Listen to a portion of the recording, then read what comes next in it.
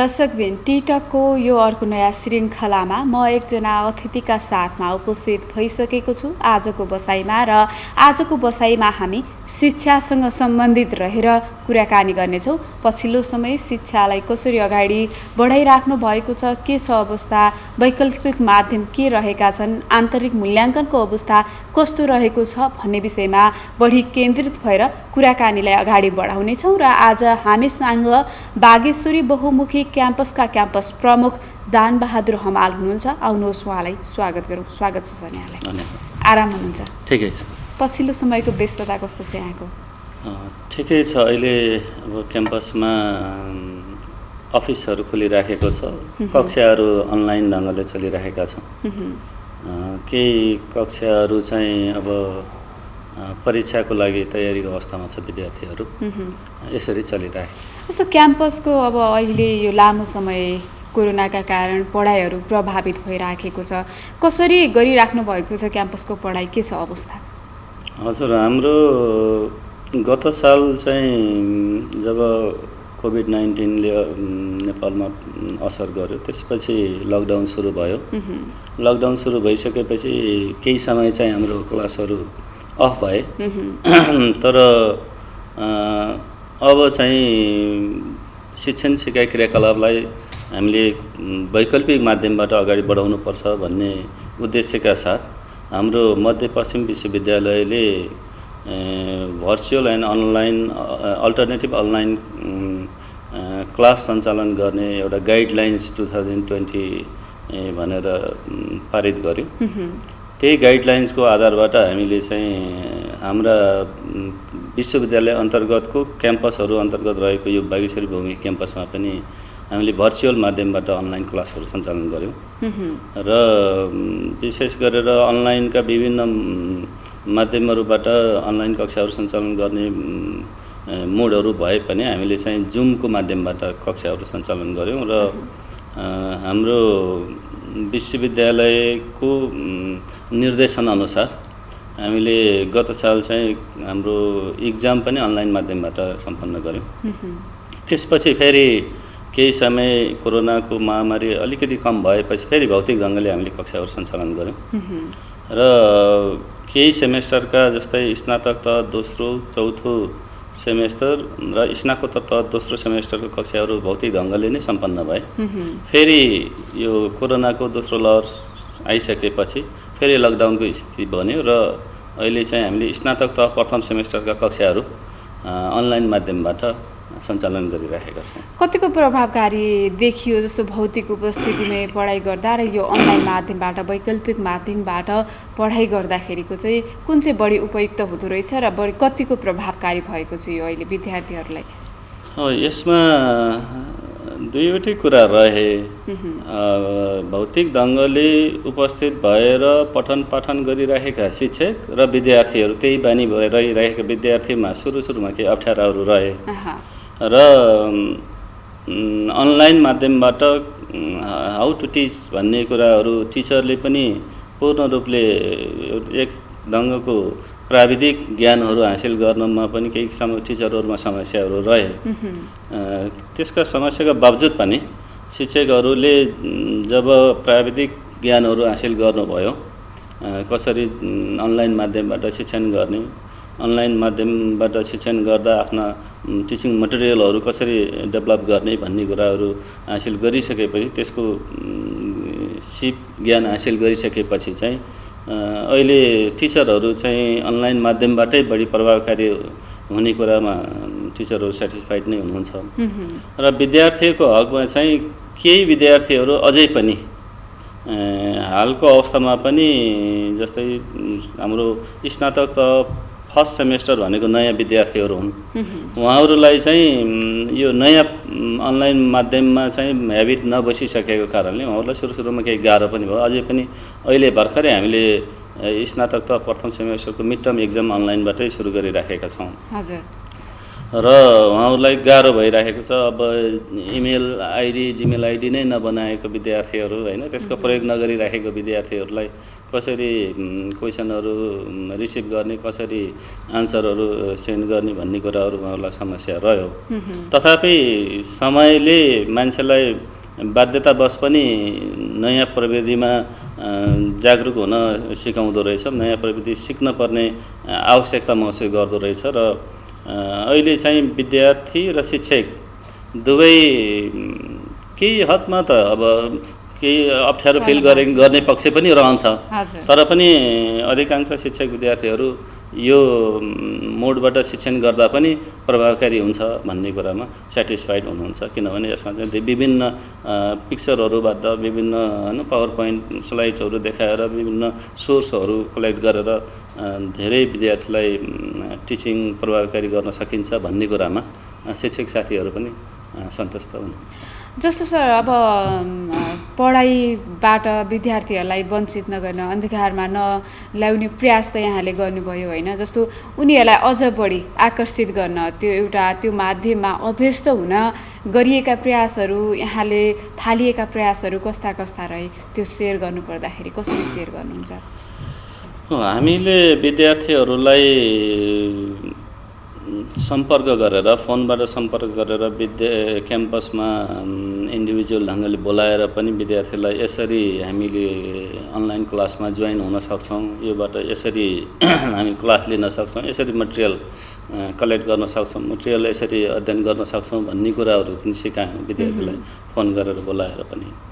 र हामीले विद्यार्थीहरू जो इन्भल्भ भइसक्नु भएको छ विद्यार्थीहरू, हामीले ग्रुपहरू बनाएका छौँ, क्लास वाइज मेसेन्जर ग्रुपहरू बनाएका छौँ। त्यो मेसेन्जर ग्रुपहरूमा हामीले चाहिँ ओरिएन्टेसन दियौँ हामी विद्यार्थीहरूलाई, यसरी हामी मटेरियलहरू सेन्ड गर्छौँ, यसरी क्लास जोइन गर्नुपर्छ भनेर त्यहाँबाट हामीले परीक्षाको सन्दर्भमा पनि टिचिङ लर्निङ एक्टिभिटिजको सन्दर्भमा पनि हामीले त्यसबाट ओरिएन्टेसनहरू दिएर विद्यार्थीहरूलाई यतातिर आकर्षित गराउनमा क्याम्पस प्रशासनको तर्फबाट सम्पूर्ण शिक्षक साथीहरूले पनि आफ्नै तरिकाले पनि विद्यार्थीहरूलाई यतातिर आकर्षित गर्नमा पहल गरिराख्नु भएको छ। र यसको लागि विशेष गरेर विश्वविद्यालयले पनि क्याम्पसका टिचरहरूलाई ओरिएन्टेसन दिने, ट्रेनिङ दिने कामहरू पनि गरिराखेको कारणले पनि सहज भइरहेको छ। जस्तो कतिपय सबै ठाउँमा जस्तो वैकल्पिक माध्यम प्रयोग गरिराख्दाखेरि, जस्तो अनलाइनको माध्यमहरू प्रयोग गरिराख्दाखेरि सबै विद्यार्थीको पहुँचमा अझै पनि पुग्न नसकेको अवस्था छ। यहाँको अवस्था चाहिँ कस्तो छ, के छ? यहाँ त धेरै ठाउँका विद्यार्थीहरू पनि आउनु भएको छ होइन, एउटा मिड पोइन्ट जस्तै छ यो, त्यसमा चाहिँ कस्तो छ अवस्था चाहिँ, के रहेको छ? सही कुरा उठाउनु भयो। अब यो कोवलपुरको बागेश्वरी बहुमुखी क्याम्पस कोवलपुरमा स्थापित रहे पनि यसले चाहिँ विशेष गरेर कर्णालीका विभिन्न जिल्लाका विद्यार्थीहरू, राप्तीका विभिन्न जिल्लाका सल्यान, रुकुम, रोल्पाका विभिन्न विद्यार्थीहरू, त्यसै सुदूरपश्चिमका पनि विभिन्न विद्यार्थीहरूलाई यसले लाभान्वित गरिराखेको सन्दर्भमा दुर्गमका रहेका विद्यार्थीहरूलाई के असहज भएको कुरा सत्य हो। उहाँहरूलाई कसरी हुन्छ सहज गराउनेमा हामीले पहल गरिराखेकै छौँ। र कोभिड-19 को असरले गर्दा शिक्षण सिकाइ क्रियाकलाप र शिक्षा क्षेत्रमा असर र विशेष गरेर विद्यार्थीमा असर परेको कुरा सत्य नै हो। किनभने यसको असर कोभिड, ड्युरिङ द कोभिड र पोस्ट कोभिड पनि रहने गर्छ। किनभने यसको हिस्ट्री हेर्दा चाइनामा सार्स पछि पनि after 2 years of SARS infection त्यहाँ चाहिँ त्यसलाई रिकभरी हुन त्यत्रो टाइम लाग्यो। त्यस्तै मिडल इस्टमा हेर्ने भने त्यहाँ मस फैलिएपछि झन्डै 6 वर्षपछि बल्ल त्यहाँको शिक्षा क्षेत्र रिकभरीको अवस्थामा आयो। त्यसैले यहाँ पनि यो समस्या छ, हाम्रो विद्यार्थीहरूमा पनि ड्रप आउटको समस्या देखिराखेको छ। यसले गर्दा विद्यार्थीहरू अनलाइन माध्यमको पहुँचमा हुन सक्दैनन् र भौतिक ढङ्गले उपस्थित हुने वातावरण भएन। त्यसले गर्दा केही सङ्ख्यामा ड्रप आउटको समस्या रहेको छ। र तर हामीले विभिन्न माध्यमबाट कन्ट्याक्ट गर्ने प्रयास गरेका छौँ। फोनहरू अरू माध्यम भन्दा पनि फोनबाटै उहाँहरूले एडमिसन हुँदाखेरिको फोन नम्बर जुन छ त्यही फोनहरूबाट कन्ट्याक्ट गर्ने प्रयास गरेका छौँ। र उहाँहरू कतिको चाहिँ के हुँदो रहेछ भने यो फोन नम्बर चेन्ज भइराख्ने भएको कारणले उहाँहरू सम्पर्कमा आउन नसकेको अवस्था पनि छ। त्यसैले ड्रप आउट हुने र क्लास एब्सेन्ट हुने केही समस्याहरू चाहिँ यसले असर पारेकै छ। जस्तो यहाँले भन्नुभयो जस्तो जुम्ला हुम्ला यतातिरका विद्यार्थीहरू पनि यहाँ छन्। अहिले यो सिचुएसनमा त पक्कै पनि उहाँहरू यहाँ हुनुहुन्न, आफ्नो घरतिर जानुभएको छ होइन। अब एउटा इन्टरनेटको माध्यम त्यहाँ नहुन पनि पहुँच नपुग्न पनि सक्छ। त्यो सँगसँगै अब उहाँहरूलाई त्यो इन्टरनेटको पहुँचमा जोड्न नसक्दाखेरि त पक्कै पनि असर त गर्छ होला त्यो पढाइले। अघि पनि कुरा गऱ्यौँ हामीले जस्तो। अब त्यसका लागि चाहिँ अरू माध्यम के हुनसक्छ उहाँहरूलाई जस्तो पढाउनैकै लागि भनौँ, अब विषयवस्तुमा आधारित शिक्षा दिनको लागि अन्य माध्यमहरू के हुनसक्छ जस्तो लाग्छ यहाँलाई? हजुर, अहिले त अब हामीले अन्य माध्यमको खोजी गरिसकेको अवस्था चाहिँ छैन होइन। हाम्रो क्याम्पसको हकमा यो विश्वविद्यालयकै ले पनि त्यो पद्धति अपनाएको छैन। हामीले चाहिँ कुरा उठेको छ हाम्रो स्टाफ मिटिङहरूमा।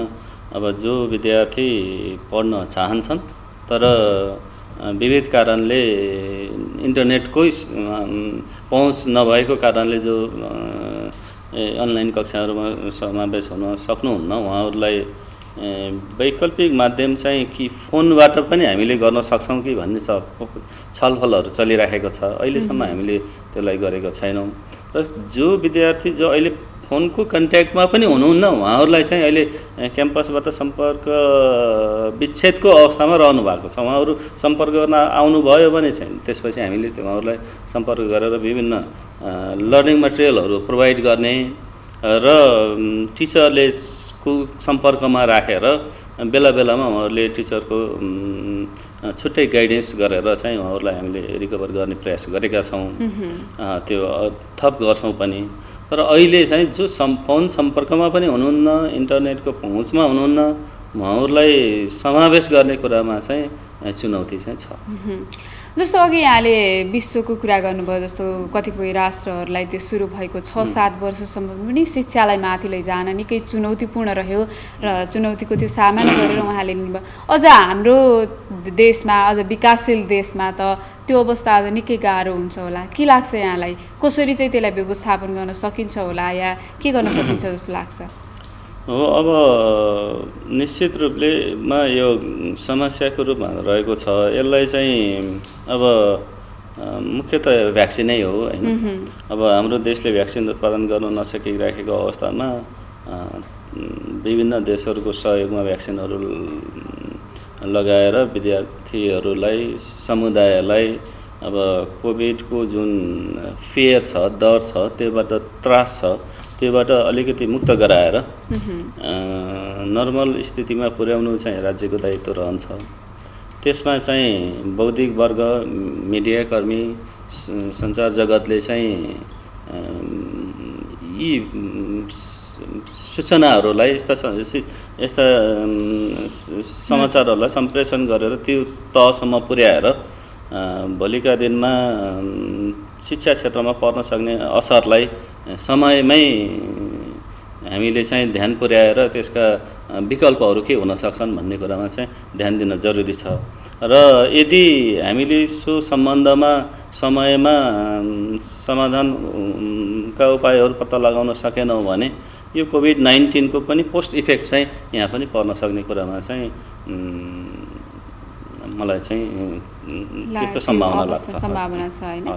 जस्तो अब यसरी एउटा यो पढाइको सिलसिला विद्यार्थीहरूलाई अब जुन भौतिक रूपमा उपस्थित गराएर हाम्रो नेपालमा चाहिँ बढी त्यो प्रचलन थियो, गएर उपस्थित भएर नै पढाइ गर्नुपर्ने त्यो अवस्था अहिले रहेको छैन।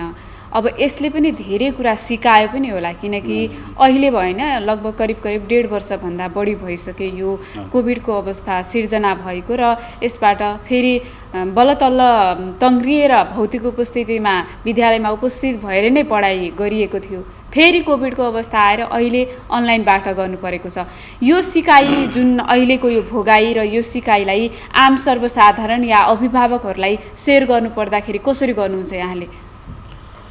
हो, अब बाध्यतावश कोभिड-19 को असरको कारणले हामीले भौतिक रूपले उपस्थित कक्षाहरू सञ्चालन गर्न नसक्दा अनलाइनबाट कक्षाहरू सञ्चालन गरिरहनु पर्दा चाहिँ जुन अप्ठ्याराहरू जुन असहजताहरू अभिभावकले भोग्नु भएको छ। अब अहिलेको युग अलिकति इलेक्ट्रोनिक युग भएको कारणले 21औं शताब्दीको यो युग चाहिँ त्यो ढङ्गले गइराखेको अवस्थामा अहिले ई ब्याङ्किङको कुराहरू आइरहेछ होइन, डिजिटल इकोनोमीको कुराहरू आइरहेछ होइन, डिजिटल बिजनेसको कुराहरू आइरहेछ। त्यसैले सबै ठाउँमा डिजिटल प्रविधिहरू आइराखेको सन्दर्भमा हामीले पनि शिक्षा क्षेत्रमा पनि ई एजुकेसनका पद्धतिहरूलाई अपनाउनु पर्छ भन्ने कुरामा हामीले विद्यार्थीलाई पनि यसलाई जानकारी गराउनुपर्छ, अभिभावकलाई पनि जानकारी गराउनुपर्छ। त्यही भएर हाम्रो मध्यपश्चिम विश्वविद्यालयले 5E को कन्सेप्ट पनि अगाडि सारेको छ यो हाम्रो गाइडलाइन अनुसार। जस्तै ई एडमिसन, ई इन्ट्रान्स, ई एडमिसन, ई एसेसमेन्ट, ई एक्जामिनेसन र ई सर्टिफिकेसन गरेर विद्यार्थीहरूलाई इलेक्ट्रोनिक माध्यमबाट अथवा डिजिटल प्रविधिबाट उसले चाहिँ आफ्नो शिक्षा हासिल गर्न सकोस्, शिक्षाको उपलब्धि पुरा गर्न सकोस् भन्ने ढङ्गले, त्यो ढङ्गले पनि अब जानुपर्छ भन्ने ढङ्गले हामीले अभिभावकलाई पनि सचेत गराउनु जरुरी छ। त्यसको लागि बेला बेलामा हामीले अभिभावकहरूसँग अन्तर्क्रिया गर्ने त्यो र यस्तै मिडिया मार्फत चाहिँ हामीले यस्ता जानकारीहरू सम्प्रेषण गर्न पनि जरुरी छ। अब 21औं शताब्दीमा कुनै पनि हामीले उच्च तहको शिक्षा हासिल गर्दा गर्दा त्यो कुनै स्थानीय तहमा मात्रै सीमित रहँदैन, किनभने विश्वविद्यालय शिक्षा भनेकै विश्वविद्यालय विश्व होइन, यो विश्वको साथमा राष्ट्रको साथमा क्षेत्र र स्थानीय तहको आवश्यकता र समस्याहरूलाई परिपूर्ति गर्ने ढङ्गले हामीले शिक्षा दिनुपर्ने अवस्थामा विश्व कता गइराखेको छ, कुन डिरेक्सनमा गइराखेको छ भन्ने ढङ्गले त्यो डिरेक्सनलाई क्याच गर्नलाई पनि हामीले हाम्रो शिक्षामा पनि त्यो डिरेक्सनमा जानु जरुरी छ, परिवर्तन ल्याउनु जरुरी छ। त्यसैले अहिलेको विश्व डिजिटल विश्व नै हो। त्यसैले हाम्रा शिक्षा पद्धतिमा पनि हामीले त्यसरी जान सकेनौँ भने हाम्रा उत्पादनहरू भोलि विश्व बजारमा नबिक्न सक्छन्। त्यसैले गर्दा पनि त्यो विषयहरूमा पनि हामीले अभिभावकलाई, समाजलाई जागरुक गराउन चाहिँ जरुरी छ। त्यो सम्भावना भनेको हजुरहरू जस्तै यस्तो सञ्चार जगतबाटै बढी प्रभावकारी हुन्छ। प्रत्यक्ष भेटघाटका कुराहरूबाट सानो रेन्जमा सचेत गराउन सकिएला होइन, सानो एउटा अन्तर्क्रिया कार्यक्रम राखेर अलिकति ठुलो रूपमा जाला, तर समग्र जनतालाई यो बारेमा सुशिक्षित गराउन चाहिँ मिडिया जगतको माध्यमबाट उहाँहरूको सहयोगले नै शिक्षा क्षेत्रले चाहिँ सहकार्य गर्न जरुरी छ भन्ने लाग्छ। जस्तो अब अहिलेको अवस्थामा विद्यालयको क्याम्पस प्रशासनको भूमिका त छँदैछ, विद्यार्थीहरूलाई अझ बढी पठन पाठनमा अनलाइन माध्यममा अभ्यस्त गराउने, त्यसका साथसाथै अभिभावकहरूको भूमिका कस्तो रहन्छ, उहाँले कसरी सहकार्य गरिदिँदाखेरि अझ सहज हुन्छ जस्तो लाग्छ यहाँलाई? अभिभावक पहिलो कुरो त यो कोभिड-19ले हामीलाई डिजिटल युगमा प्रवेश गराउन बाध्य पारेको छ हाम्रो जस्तो समाजलाई भन्ने कुरामा अभिभावक पनि सचेत हुनुपर्छ। सो अनुसारको आफ्ना छोराछोरीलाई आवश्यक प्रविधिको उपलब्धता पनि अभिभावकले गराइदिनुपर्छ। पहिलो कुरो त अभिभावकलाई यो बारेमा जानकारी हुनु पर्यो। हो भौतिक ढङ्गले उपस्थित हुँदा उहाँहरूलाई टेक्नोलोजीका केही अप्ठ्याराहरू व्यवस्थापन गर्न गाह्रो जुन छ त्यसमा चाहिँ उहाँहरूलाई अप्ठ्यारो परेको हुनसक्छ, तर समयको आवश्यकतालाई पनि मध्यनजर गर्दै उहाँहरूले चाहिँ आफ्ना बालबालिकालाई ती सालको व्यवस्थापन गरेर शैक्षिक संस्थाहरूसँग, विभिन्न निकायहरूसँग एक खालको सम्पर्कहरू गरेर अहिलेको आवश्यकता के हो त, अबको आवश्यकता के हो, भोलिको आवश्यकता के छ, अहिले हामीले हाम्रा बालबच्चालाई कुन ढङ्गले अगाडि बढाउनु जरुरी छ भन्ने सन्दर्भमा अभिभावकहरूले पनि सचेत भइदिनु भयो भने हामीलाई सहज हुन्छ भन्ने लाग्छ। जस्तो पढाइ त एउटा छँदैछ होइन, थोरै मैले अभिभावककै कुरा जोडेँ, त्यसका अतिरिक्त अभिभावकले खेल्नुपर्ने अन्य भूमिकाहरू के छन्? जस्तो पढाइका लागि यहाँले भन्नुभयो डिजिटल प्रविधिसँग अभ्यस्त गराउन उहाँहरूले पनि अब समयको माग अनुसार त्यो पुरा गर्नुपर्ने अवस्था हुन्छ। कतिपयलाई कठिनाइ होला, तर कसरी हुन्छ सम्भव भएसम्म त्यो व्यवस्था गर्नुपर्छ भनेर यहाँले भनिरहँदाखेरि त्यसका अलावा अन्य पनि अतिरिक्त क्रियाकलापहरू हुन सक्छन् होइन, जस्तो विद्यार्थीहरू पढ्नमा मात्र जाने भयो तर अरू कुनै कुरामा पनि सक्षम छैन भने अझ त्यति प्रभावकारी हुँदैन भनिन्छ। हो, त्यसका लागि चाहिँ अभिभावकले अर्को भूमिका कस्तो खेल्नुपर्छ होला जस्तो लाग्छ यहाँलाई? जरुर अभिभावकले जति आफ्नो बालबच्चालाई चिन्नुहुन्छ त्यति चाहिँ शिक्षकले चिन्न नसक्न सक्छ। किनभने सानैदेखि धेरै समय बालबालिकालाई आफ्नो अगाडि अभिभावकले नै इभोक्ट गर्नुहुन्छ होइन। त्यसैले बालबालिकाको साइकोलोजी के छ होइन, उसको मनस्थिति के छ, उसको क्षमता के छ भन्ने कुरा जति अभिभावकले चिन्नुहुन्छ त्यति चाहिँ शिक्षकले चिन्नुहुन्न। जति शिक्षकले चिन्नुहुन्छ त्यति अरू बाहिरकाले चिन्न सक्नुहुन्न। किनभने शिक्षकले दैनिक ढङ्गले विद्यार्थीसँग सम्पर्क गर्दा उसको क्षमता होइन, उसको रुचि, उसको स्किल होइन, सिप के छ, ज्ञान के छ भन्ने कुरामा जब शिक्षकले चिन्छ त्यसै उसको बानी व्यवहार कुन ढङ्गको छ, उसको रुचि के छ, उसको भोलिको सम्भावना के छ भन्ने सन्दर्भमा पनि अभिभावकले आफ्नो बालबच्चालाई बुझ्न जरुरी छ। र पहिलो अहिलेका बालबच्चाहरूलाई विशेष गरेर अलि अनुशासित बनाउने सन्दर्भमा, अनुशासित भन्ने यो अर्थमा होइन कि मैले के अरे बाबुआमाको अगाडि बोल्न धेरै नबोल्नेलाई अनुशासित भनेको होइन होइन, शिक्षकको अगाडि क्लासरुममा नबोल्नेलाई अनुशासित भनिँदैन, तर सभ्य तरिकाले बोल्ने कुराहरू, सभ्य व्यवहार गर्ने कुराहरूलाई चाहिँ घरबाट सिकायो भने त्यसले स्कुलमा सबैको समूहमा चाहिँ त्यो व्यवहार प्रदर्शन गर्दा अरूले सिक्ने कुराहरू हुन्छन् होइन, त्यसले समाजमा इम्प्याक्ट पार्ने कुराहरू हुन्छन्। त्यसैले सभ्य व्यवहार सिकाउन, सभ्यताको विकासको लागि र आफ्नो बालबालिकाको रुचि क्षमताको ज्ञानको कुराहरू घरबाट पनि केही ढङ्गले सिकियो भने बालबच्चाले त्यसको इम्प्याक्ट शैक्षिक संस्थामा पनि पर्छ, त्यसको इम्प्याक्ट समाजमा पर्छ, राष्ट्रमा पर्छ। र राष्ट्रिय उन्नतिको लागि अभिभावकले आफ्ना बालबालिकाको रुचि के छ, अहिले धेरै अभिभावक हामी देख्छौँ जुनसुकै अभिभावकले पनि आफ्नो बालबच्चा डाक्टर इन्जिनियर हुनुपर्छ भन्ने ढङ्गको पाउँछौँ। अभिभावकले मेरो छोराछोरी पढेर डाक्टर बनोस्, पढेर इन्जिनियर बनोस् भन्ने नै धेरैको अपेक्षा पाइन्छ। तर त्यसमा अभिभावकले आफ्नो बालबच्चाको रुचि के छ होइन, उसको क्षमता के छ भन्ने कुरालाई बुझ्न जरुरी छ। जस्तै हामीले एउटा माछोलाई रुख चढ्न लगायौँ भने त्यो माछो रुख चढ्न सक्दैन नि, माछो पानीमा पौडिन सक्ने उसको क्षमता हो होइन, उसको त्यो सिप छ। त्यसैले त्यही ढङ्गले आफ्नो बच्चाको के छ त सिप होइन, उसको इन्ट्रेस्ट के छ त, इन्ट्रेस्ट जे छ त्यही कुरामा हामीले अभिभावकले आफ्नो बालबालिकालाई अग्रसर गरायौँ, त्यो खालको वातावरण प्रदान गऱ्यौँ भने जुनसुकै चिजमा पनि राम्रो गर्दा हुन्छ नि। अहिले होइन एउटा मेरो बाबुआमाले मलाई डाक्टरै बन्न सिकाएर मात्रै भयो, म अहिले टिचरको रूपमा राम्रो गर्न सकेँ भने त्यो पनि राम्रो छ। एउटा डान्स गर्न सिप भएको बच्चा छ, उसले डान्समा राम्रो गर्न सक्यो भने त्यसमा त्यो क्षेत्रमा पनि राम्रो छ होइन। त्यसैले बालिकाको इन्ट्रेस्ट अनुसार, उसको क्षमता अनुसार अग्रसर गराएर वातावरण प्रदान गर्ने कुरामा चाहिँ अभिभावकले पनि भूमिका खेलिदिनुपर्छ भन्ने। जुन क्षमता जे छ त्यो अनुसार अघि बढ्दाखेरि सफलता पनि पाइन्छ भन्ने चाहिँ। जस्तो यहाँको लामो शिक्षण पेसाको अनुभव छ होइन, यो पेसा गरिरहँदाखेरि एउटा शिक्षक जुन यत्रा धेरै विद्यार्थीहरूलाई पढाएर उनीहरू अहिले डाक्टर, पाइलट, इन्जिनियर, अन्य कलाकार हरेक क्षेत्रमा शिक्षककै योगदान त छ नि, त्यो आफ्नो शिक्षण पेसाको र आफ्नो अनुभवलाई यहाँले सेयर गर्दाखेरि कसरी सेयर गर्नुहुन्छ?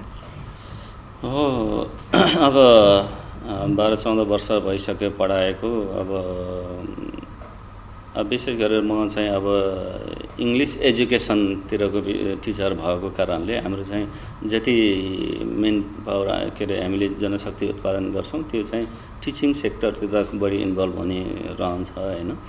तर पनि टिचिङका अलावा टिचर हुने त धेरै टिचरहरू हुनुहुन्छ। अहिले हाम्रो क्षेत्रमा यहाँ घुम्यौँ भने प्रत्येक स्कुलमा मैले टिचरहरू भेट्छु, कोही होइन प्रधानाध्यापक हुनुहुन्छ, कोही टिचरहरू हुनुहुन्छ। त्यस्तै गरेर अफिसहरूमा पनि विभिन्न अफिसहरूमा हाम्रै प्रोडक्टहरूले इन्भल्भ हुनुहुन्छ हैन। त्यस्तै गरेर अब कतिपय चाहिँ लिडर हुनुहुन्छ हैन, राजनीतितिर लागेर चाहिँ नेतृत्व पङ्क्तिमा पनि जानुभयो, समाजसेवामा जानुभएको छ हैन। केहीले चाहिँ अन्य व्यवसायहरू गरेर पनि राम्रो गर्नुभएको छ। जे होस्, एउटा शिक्षकको ढङ्गले आफूले काम गर्दै गर्दा, सेवा गर्दै गर्दा विद्यार्थीहरू अहिले उहाँहरू जुन अघि मैले कुरा गरेँ, उहाँको इन्ट्रेस्ट चाहिँ एउटा क्षेत्र हो, तर सही गाइडेन्स नपाउँदा टिचिङ नै भनौँ न, शिक्षा नै पढ्नेतिर आउनुभयो।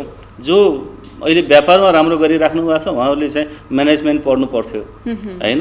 त्यो सही गाइडेन्स नहुँदाखेरि अभिभावकको अथवा टिचरको अथवा कसैको सही गाइडेन्स नहुँदाखेरि उहाँहरू शिक्षा क्षेत्र पढ्नुभयो।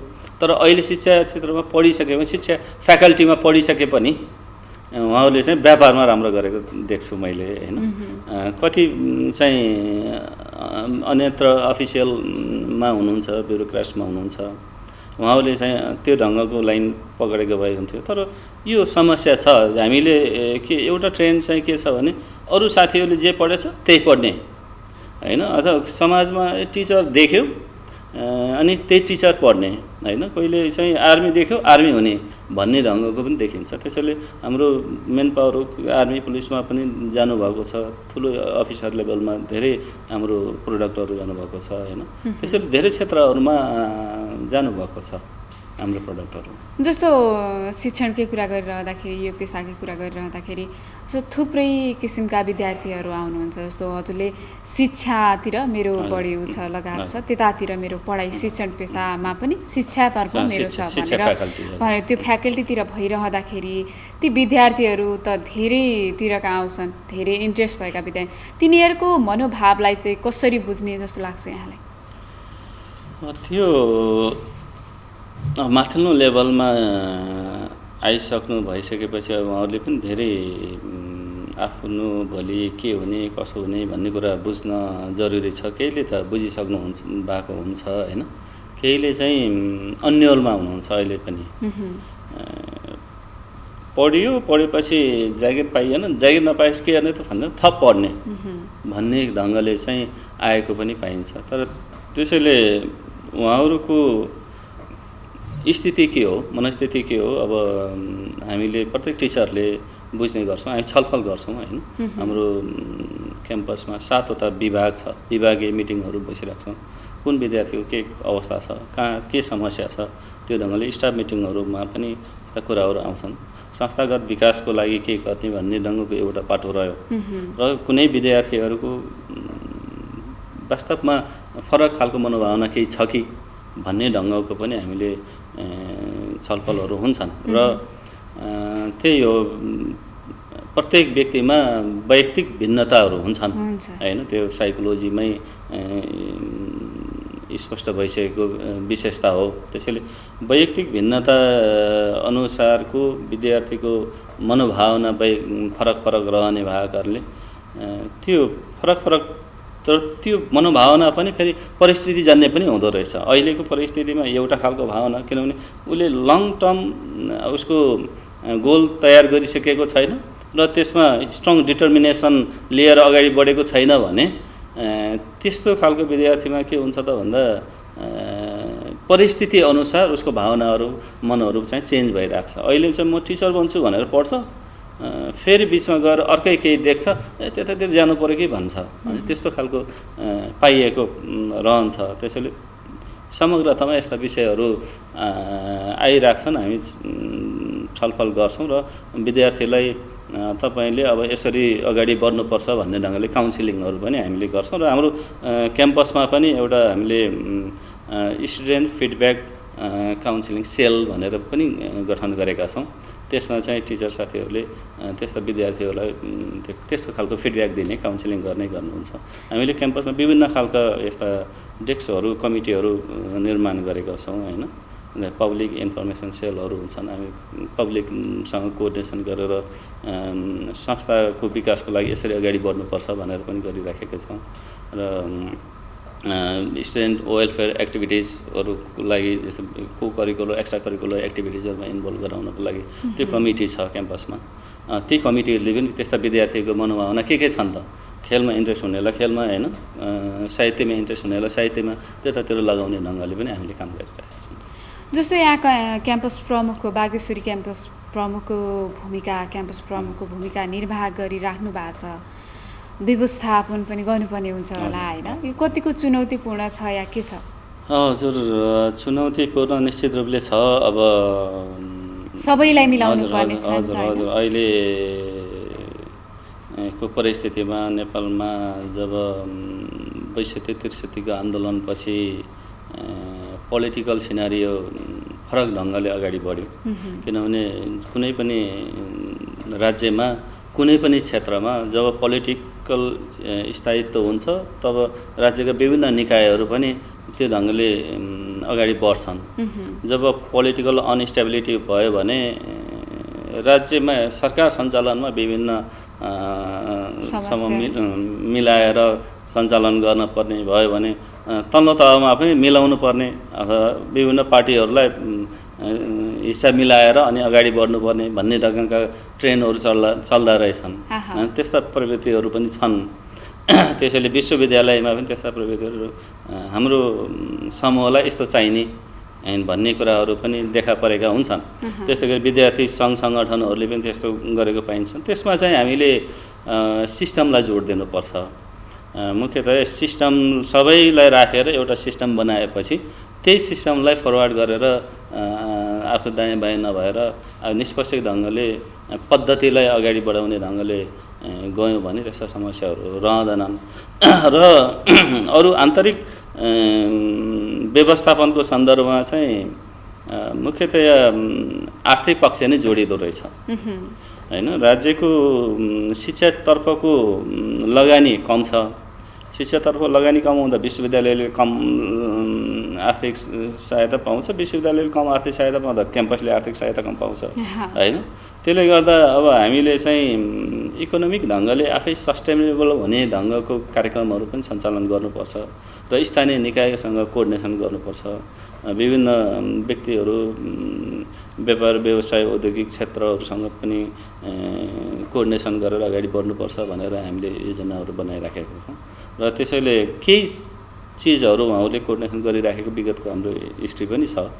जस्तै हाम्रो क्याम्पसमा सीसी क्यामेराको जडानको सन्दर्भमा उद्योग वाणिज्य सङ्घले कोलपुरले सहयोग गर्यो होइन। सोलर प्लान्ट राख्ने सन्दर्भमा पनि विभिन्न निकायहरूले सहयोग गरेको छ। हाम्रो फर्निचर व्यवस्थापनमा कोलपुर नगर विकासले पनि सहयोग गरेको इतिहास छ। त्यसैले यसरी हामीले विभिन्न संस्थाहरूसँग होइन, स्थानीय सरकारसँग, प्रदेश सरकारसँग लगायत विभिन्न व्यक्तित्वहरू समाजसेवीहरूसँग सहकार्य गरेर संस्थाको आन्तरिक व्यवस्थापन समग्र व्यवस्थापनमा हामीले भूमिका खेलिरहेका छौँ। जस्तो सर, हामी अब करिब अन्तिमतिर पनि आइसकेका छौँ। अहिले अब साउनमा मात्रै यो एसईईको रिजल्ट आयो। रिजल्टसँगै अहिले पनि यो कोभिडकै कारण अब फेरि पनि कोभिडलाई नै जोडेँ मैले, आन्तरिक मूल्याङ्कन गरेर रिजल्ट निकाल्नुपर्ने अवस्था भयो। यो आन्तरिक मूल्याङ्कन कतिको प्रभावकारी छ? यसले भविष्यमा राम्रो गर्छ या गर्दैन, के लाग्छ यहाँलाई? अब यसमा आन्तरिक मूल्याङ्कन आफैमा नराम्रो भन्ने पनि होइन होइन। मूल्याङ्कनका विभिन्न पद्धतिहरू छन् होइन। फर्मेटिभ मूल्याङ्कन अन्तर्गत आन्तरिक मूल्याङ्कनहरूलाई लिइन्छ। समेटिभ मूल्याङ्कन अन्तर्गत वार्षिक अथवा अर्धवार्षिक ढङ्गले कक्षाको अन्तमा लिइने मूल्याङ्कन परीक्षा एउटा समेटिभ मूल्याङ्कन अन्तर्गत परीक्षालाई हामीले एउटा आधार मानेका छौँ। मुख्य कुरा चाहिँ यहाँ इथिक्सको कुरा रह्यो। टिएसिएच या टिचरलाई यदि तपाईँले त्यही स्पेलिङहरू यताउता गराउनु भयो भने त्यो चिटर पनि बन्छ है। त्यही टिचर चिटर बन्यो भने त्यहाँ आन्तरिक मूल्याङ्कनमा समस्या हुनसक्छ। त्यसैले टिचरको इथिक्सबाट अगाडि बढ्यो र विद्यार्थीको क्षमता 3 घन्टाको वार्षिक परीक्षाबाट मात्रै मापन हुन्छ भन्ने होइन। जति विद्यार्थीको क्षमतालाई टिचरले चिनेको छ त्यो क्षमता चाहिँ को सही मूल्याङ्कन गरेर टिचरले आफ्नो टिचिङको इथिक्स अनुसार अगाडि बढ्ने हो भने चाहिँ मूल्याङ्कन सही ढङ्गले अगाडि आउन सक्थ्यो।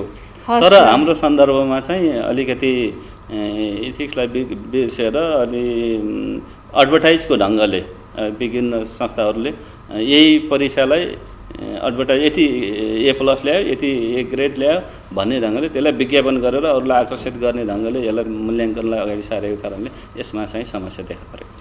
हस् सर, व्यस्त समयका बावजुद पनि हामीलाई समय उपलब्ध गराउनु भयो, यहाँलाई धेरै धेरै धन्यवाद। धन्यवाद, थ्याङ्क यू, नमस्कार। आजको बसाइमा हामीसँग बागेश्वरी बहुमुखी क्याम्पसका क्याम्पस प्रमुख दानबहादुर हमाल हुनुहुन्थ्यो। उहाँसँग शिक्षा क्षेत्रमा भएका विषयमा केन्द्रित भएर कुराकानी गरेका थियौँ र टिटकको समय सकिएको छ। यस पछाडि हामी जिल्ला अपडेटमा हुनेछौँ।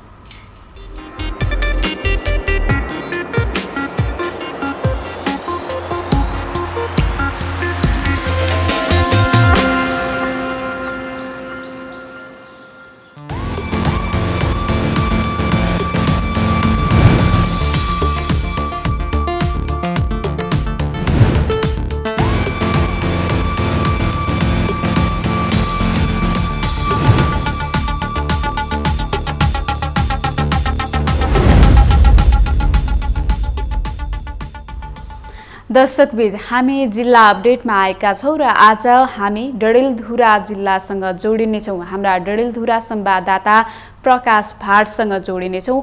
एक सातासम्म त्यो नवदुर्गा गाउँपालिका क्षेत्रमा पहिरो जाँदा अहिलेसम्म पनि त्यहाँको बाटो सुचारू हुन सकेको छैन। सडक सञ्जालसँग टुक्रिएको छ, त्यो सञ्जाल अहिले छुट्टिएको छ। त्यहाँ पहिरोले बाटोमा निकै अस्तव्यस्त बनाएको छ। यो अवस्थाका बारेमा आज हामी त्यहाँको अवस्था के छ त्यो पन्छ्याउने प्रयास भइरहेको छ कि छैन के छ भनेर आज हामी कुराकानीलाई, यो संवादलाई, आजको यो जिल्ला अपडेटलाई जोड्नेछौँ। अहिले हामीसँग डडेलधुरा जिल्ला संवाददाता प्रकाश भाट हुनुहुन्छ। प्रकाशजी, स्वागत छ यहाँलाई। धन्यवाद दुर्गाजी।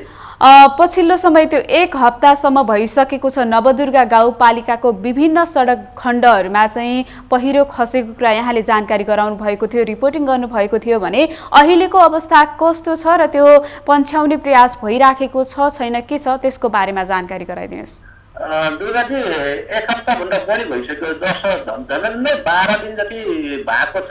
यो नवदुर्गा गाउँपालिकाको प्रमुख ग्रामीण सडक हो, पोखरा बेलाको सडक भन्ने छ। त्यो सडकको विभिन्न दर्जनौं ठाउँमा चाहिँ पहिरो गएको छ, सानो ठुलो पहिरो गएका छन्। तर केही ठाउँमा गाडी सडक भएको पहिरो हटाएको भए पनि 2 ठाउँमा चाहिँ ठुलो पहिरो गएको छ।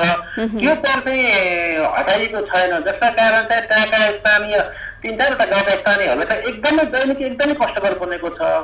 अनि त्यहाँको उत्पादित कृषिजन्य वस्तु बजारमा ल्याउन सकेका छैन भने जस्तो दुध उत्पादनको लागि पनि नमुना मानिन्छ। त्यहाँको असुर्पा गाउँ, त्यो दुध पनि ल्याउनको लागि मान्छेहरूले त्यहाँबाट पिठ्यौमा बोकेर ल्याउने, अनि त्यो पहिरोबाट पहिरोको अलिकति अगाडि 3 किलोमिटर हिँडेर त्यसपछि गाडीमा चाहिँ ल्याउने गरिरहेछन्। स्वास्थ्य स्तरको लागि समस्या भइरहेको छ। उहाँहरूले अर्को बाटो चाहिँ प्रयोग गर्नु पर्नेछ, जसले गरी घन्टौँ चाहिँ उहाँहरू चाहिँ अर्को बाटोबाट हिँडेर चाहिँ खतरमकाम आउनुपर्ने बाध्यता रहेको छ। जस्तो कालोपत्रे भइरहेको हो। कालोपत्रे गर्नको लागि सडक चौडा गर्दाखेरि त्यो पहिरोमा ढुङ्गाहरू खसेका छन्। त्यो हटाउनु पर्ने, सफाई गर्नुपर्ने जिम्मेवारी निर्माण व्यवसायीको हो। निर्माण व्यवसायीले किन गरिरहेको छैन भन्ने कुरा अहिलेसम्म चाहिँ गाउँपालिकाले बताउन सकेका छैन। गाउँपालिका भन्छ हामीले प्रयास गरिरहेका छौँ त्यो खोल्नको लागि, तर निर्माण व्यवसायीले चाहिँ गरिरहेको छैन भन्ने चाहिँ जवाब आएको छ। दुर्गाजी, यत्रो लामो समय भयो, करिब 12 दिन भन्नुभयो यहाँले। 12 दिनसम्म पनि त्यो अझ प्रयासमै सीमित खासमा किन भयो होला जस्तो लाग्छ यहाँलाई? त्यो खासमा के होला भने निर्माण व्यवसायलाई ढुङ्गाको लोभ हुन्छ। ढुङ्गा चाहिँ त्यसमा ढुङ्गा बढी छ, त्यो पहिरोमा ढुङ्गा बढी आएको छ। त्यो ढुङ्गालाई चाहिँ त्यहाँबाट हटाउँदाखेरि तल भिरमा खसाल्नु पर्छ। त्यो ढुङ्गा पछि काम लाग्दैन। अब निर्माण व्यवसायले के सोचेको होला जस्तो लाग्छ भने केही वर्ष कम भयो भने त्यो सुरुवातदेखि 0 पोइन्टदेखि नै चाहिँ सडक क्लियर गरेर लगेर त्यो ढुङ्गा चाहिँ काममा लगाउने चाहिँ उसको सोच भएको कारणले त्यो पहिरो चाहिँ नहटाउन सकेको हो, नहटाउन खोजेको हो कि भन्ने जस्तो लागिरहेको छ। जस्तो बढी चाहिँ कुन कुन क्षेत्र प्रभावित भएको छ अहिले यो पहिरोका कारण? यो पहिरोका कारण बढी कुन कुन क्षेत्र प्रभावित भएको छ? त्यो नवदुर्गा गाउँपालिकाको त्यो सडक सञ्जालका ती माध्यमहरूमा चाहिँ बढी कुन कुन क्षेत्र चाहिँ बढी प्रभावित भएको छ? क्षेत्र भन्नाले त्यहाँ असुर्पा गाउँ छ, अनि एउटा पनाल खेत भयो, त्यसपछि चाहिँ के अरे कुटेली गाउँका बासिन्दाहरू पीडित प्रभावित भएका छन्। उहाँहरूलाई चाहिँ स्वास्थ्य उपचारको लागि समस्या भएको छ भने किसिमले वस्तुहरू बजारसम्म ल्याउन सकेका छैनन्। ल्याउन खोजे पनि अलिकति घुमाउरो बाटोमा आउँदाखेरि उहाँहरूलाई चाहिँ बढी खर्च व्यवहार हुनु परिरहेको छ। उहाँहरूले पटक पटक आग्रह गरिरहेका छन् स्थानीय तहलाई चाहिँ सडक खुलाइदिनु पर्यो भनेर भन्दाखेरि पनि स्थानीय तहले हामी प्रभाव गरिरहेका छौँ भन्नेसम्म जवाब दिन्छन्, तर यसको खुलाउन चाहिँ अहिलेसम्म कुनै सुसार देखिएको छैन। हस् प्रकाशजी, यहाँलाई धेरै धेरै धन्यवाद। धन्यवाद। हामी आज डडेलधुरा जिल्लासँग जोडिएका थियौँ। डडेलधुरा जिल्लाको नवदुर्गा गाउँपालिकामा पहिरो जाँदाखेरि त्यहाँको आवतजावत नै बन्द भएको अनि स्वास्थ्यको सुविधा लिनका लागि आउनुपर्ने बिरामीहरूले पनि निकै शास्ति पाएको कुरा उहाँले हामीलाई भन्नुभएको थियो। त्यहाँको अवस्था अहिले करिब 12 दिन भइसकेको छ, तब पनि त्यो पहिरो हटाउन सकिएको छैन। स्थानीय तहले पहल गरिराखेको छ र केही दिनमा हट्नेछ भन्ने पनि उहाँले जानकारी गराउनु भएको थियो। यस्तो समस्या धेरै ठाउँमा छ। अहिले यो पहिरोले गर्दाखेरि बाटोहरू सडकहरू अवरुद्ध हुनुपर्ने अवस्था छ। त्यसतर्फ सम्बन्धित निकायले छिट्टै नै ध्यान दिएर ती सडकहरूलाई जति सक्दो छिटो खुलाउने प्रयास गर्नेछ भन्ने अपेक्षा पनि गरेका छौँ। र यो सँगसँगै आजका लागि बिहानी सत्रका यी मर्निङ मिक्स अन्तर्गतका सम्पूर्ण सेगमेन्टहरू सकिएका छन्। हामीले विभिन्न सेगमेन्टमा रहेर हरेक दिन जसो कुराकानी, हरेक दिन जसो टिकटक लगायतका यी सेगमेन्टहरू सञ्चालन गरिरहेका छौँ र यी सेगमेन्टहरू आजलाई सकिएका छन्। कार्यक्रम कस्तो लाग्यो, जस्तो लाग्यो त्यस्तै प्रतिक्रिया दिनुहोला। एनटिभी कोहलपुर हेर्दै गर्नुहोला। नमस्कार।